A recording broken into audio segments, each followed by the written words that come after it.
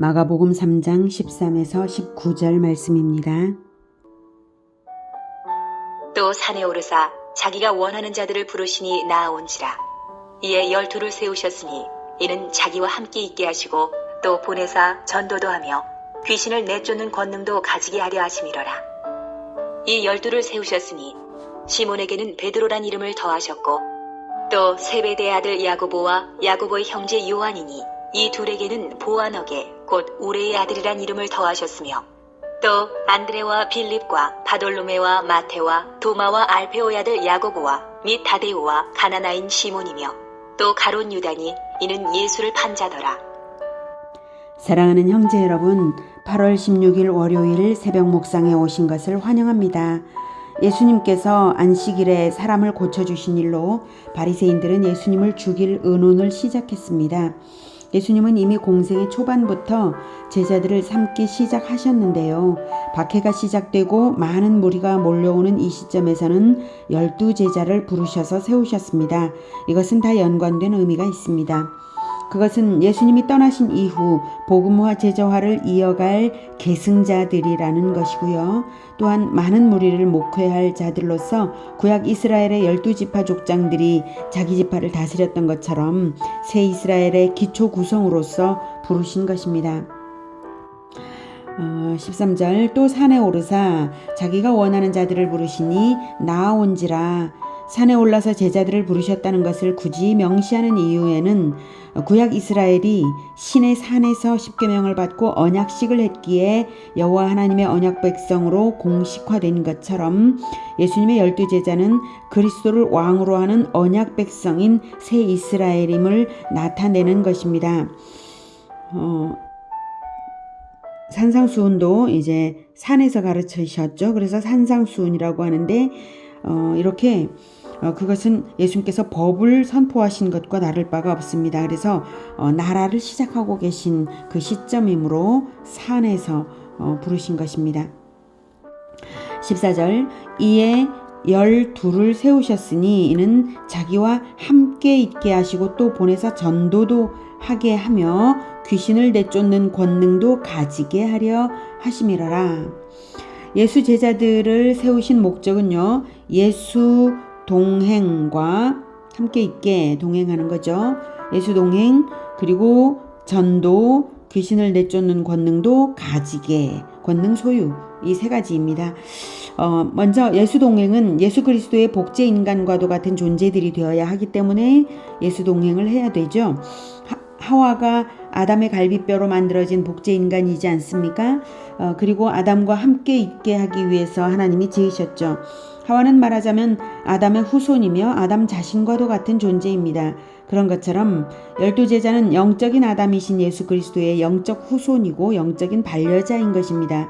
그의 공동체를 그리스도의 신부라고 성경은 말하고 있는데요. 바로 12제자가 그 기초로 세워졌으므로 예수 동행이 예수 제자들의 첫째 목적입니다. 예수 동행이 없으면 제자가 아니죠. 예수 동행이 있어야 전도와 제자화로서 제자들을 다시 낳을 수도 있는 것입니다. 부부가 함께해야 후손을 출산하는 것처럼 말입니다. 성령 시대인 지금은 성령의 인도를 늘 받고 성경에서 배움으로써 예수 동행을 합니다. 둘째는 전도였죠. 전도가 둘째 목적인데 전도는 복음 전도입니다. 요즘 전도라고 하면 교회의 사람을 인도하는 것을 말하는 경우들이 많은데요. 실은 그것은 전도의 일부분이죠. 인도일 뿐이고 인도를 포함해서 복음 선포와 가르침으로써 전도가 이루어지는 것입니다. 전도는 제자 사명의 중심입니다. 전도로서 사람을 구원하여 천국 공동체에 들게 하고 제자들을 낳는 것입니다. 예수 동행이 전도자의 자격을 갖추는 것이라면 전도는 예수 제자의 목적이고 핵심 사명입니다. 사람을 낳는 것과 동일하죠.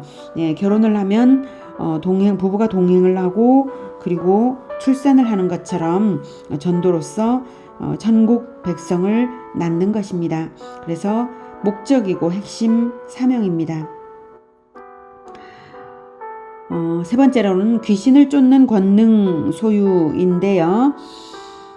전도자로서 세상에 빛을 비추는 사람들이므로 어둠은 자연히 물러가게 되어 있어서 그런 권능을 가지게 되는 것입니다. 귀신은 마귀의 졸개들이죠. 예수님은 공생의 첫 출발 시점에 마귀의 시험을 물리쳐 승리하셨으므로 마귀가 물러갔습니다. 그리고 마침내는 십자가의 죽으심으로 마귀를 완전히 그 머리를 박살내는 것이고, 또 재림으로써 궁극적으로 재림으로써 마귀를 영원히 멸하고 천국을 완성하실 것입니다. 이미 승리자로서 출발을 하셨는데 승리자의 제자들이므로 마귀의 졸개들을 쫓는 것이 제자들에게도 증거로 나타나는 것입니다.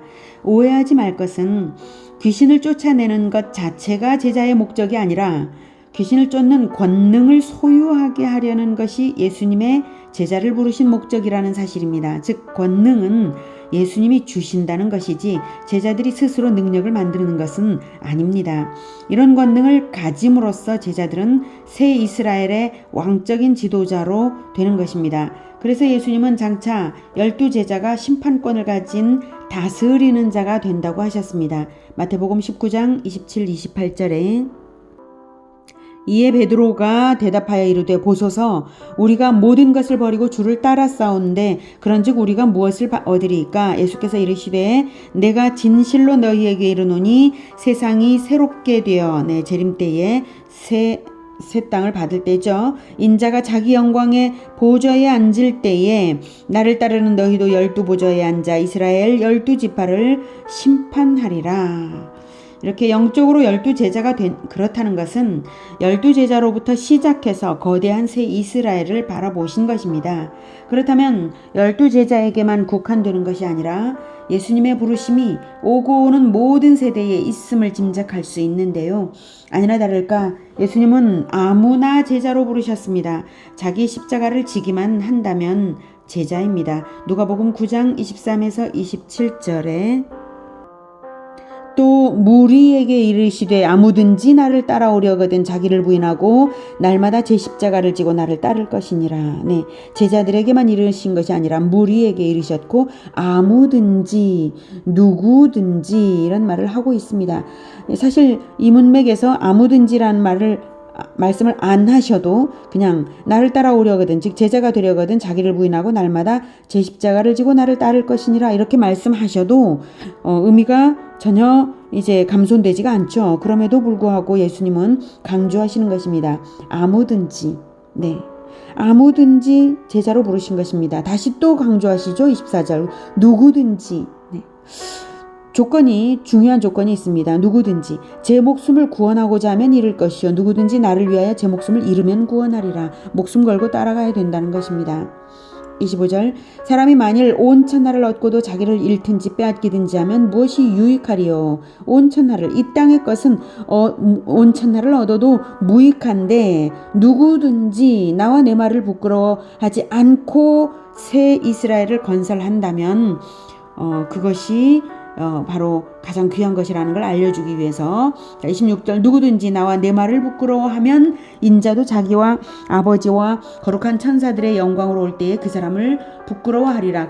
그러나 반대로 나와 내 말을 부끄러워하지 않고 목숨을 걸고 가르치고 선포하고 그렇다면 어떻게 되겠습니까? 27절 내가 참으로 너희에게 이르노니 여기 서 있는 사람 중에 죽기 전에 하나님의 나라를 볼 자들도 있느니라. 이 하나님 나라는 죽어서 가는 천당이 아니라 새 이스라엘인 교회 공동체를 말씀하신 것입니다. 예수님을 본받아서 자기가 건설할 공동체를 위하여 목숨을 바치고자 한다면 실제로 죽기 전에 교회 공동체를 건설해낸다는 것입니다. 그리고 교회 공동체를 건설하는 제자가 할 일은 예수님과 예수님의 가르침을 부끄러워하지 않고 부지런히 가르치는 것입니다. 그것이 천하를 얻는 것보다 더 나은 진정한 천국 건설이라는 것입니다. 그것을 바라보는 자는 생명을 바치는 헌신으로 십자가를 지는 것입니다. 16절 이 12를 세우셨으니 시몬에게는 베드로라는 이름을 더하셨고 또 세베대의 아들 야고보와 야고보의 형제 요한이니 이들에게는 보아너게 곧 우르의 아들이란 이름을 더하셨으며 또 안드레와 빌립과 바돌로메와 마테와 도마와 알페오의 아들 야고보와 및 다데오와 가나나인 시몬이며 또 가룟 유다니 이는 예수를 판 자더라. 네. 예수님이 부르신 제자들을 보면 대체로 자기 고향 사람들이고 또 사촌 형제들도 있고 일부러 널리 광고해서 오디션 보고 뽑은 것이 아니라 생활 속에서 만나는 그저 평범한 사람들이었습니다. 늘 예수 동행이 가능한 그런 사람들이었죠. 우리가 예수님처럼 제자화를 한다면 우리 자신의 일상에서 늘 만나는 가족과 형제와 이웃 가운데서 제자화가 되는 것임을 모범으로 보이신 것입니다. 이 12의 구성이 천국의 세포와도 같습니다. 여기서 시작해서 새 이스라엘은 예수님의 재림 때에 한 몸으로 완성될 것입니다. 우리가 또한 제자화를 받고 제자화를 행하는 중간 연결고리가 되어서 천국 공동체를 건설하는 왕적인 제사장이 될 것입니다. 베드로전서 2장 9절에서는 너희는 택하신 족속이요 왕같은 제사장들이요 거룩한 나라요 그의 소유가 된 백성이니 이는 너희를 어두운 데서 불러내어 그의 기이한 빛에 들어가게 하신 이의 아름다운 덕을 선포하게 하려 하심이라 라고 말씀하고 있습니다. 왕같은 제사장으로 부르셔서 나라로 부르신 것이고 예수 그리스도의 덕을 선포하여서 나라를 이루어가는 왕같은 제사장으로 부르신 것입니다. 오늘은 12제자를 불러 천국 공동체의 틀을 구성하신 예수님을 만났습니다. 그러니 예수 동행과 전도와 빛된 삶으로서 예수 제자의 길을 가는 우리 모두가 되기를 축복합니다. 기도하겠습니다. 하나님, 오늘도 우리를 불러주시며 제자의 길을 가게 하시는 하나님 감사합니다. 그러나 우리가 얼마나 부족한 사람인지요. 저 자신 오늘 육신이 연약함으로 인하여서 늦게 일어나 새벽 묵상이 아닌 이렇게 늦은 묵상을 올려드렸습니다. 하나님, 우리의 연약함에도 불구하고 제자로 불러주셨사오니 주님 생명을 걸고 따라갈 수 있도록 주님 우리를 성령으로 충만케 하여 주시고 우리가 늘 성령의 인도를 받으며 성경의 가르침을 늘 묵상하고 배우고 묵상하며 예수 동행을 하게 하여 주시옵소서. 그리고 늘 전도하며 그리고 빛된 자의 삶으로서 빛을 선포하며 귀신을 쫓아내는 자들이 다 되게 주님 도와 주시옵소서. 예수 그리스도 이름으로 기도드립니다. 아멘. 이어지는 시간은 개인 기도 시간입니다.